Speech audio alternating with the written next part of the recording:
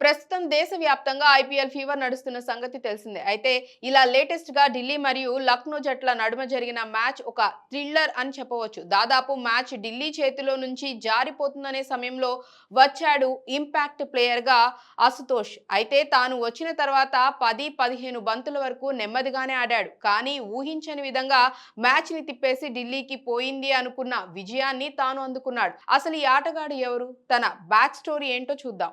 అశుతోష్ శర్మ మధ్యప్రదేశ్‌లోని రత్లాం అనే చిన్న ఊరు నుంచి వచ్చాడు. సెప్టెంబర్ 15, 1998లో పుట్టాడు. పవర్ హిట్లర్‌ను చూసి ఆడటం నేర్చుకున్నాడు. 2023 సయ్యద్ ముష్టాక్ అలీ ట్రోఫీలో అరుణాచల్ ప్రదేశ్‌తో 11 బంతుల్లో 50 చేసి యువరాజ్ సింగ్ రికార్డు బద్దలు కొట్టాడు.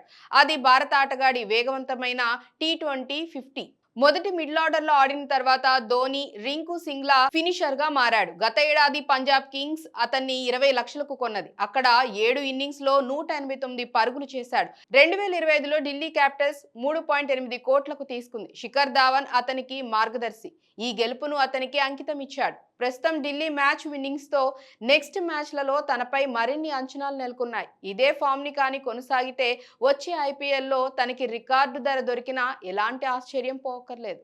ఇలాంటి మరిన్ని వీడియోస్ కోసం లైక్ చేయండి, తప్పకుండా సబ్స్క్రైబ్ చేసుకోండి.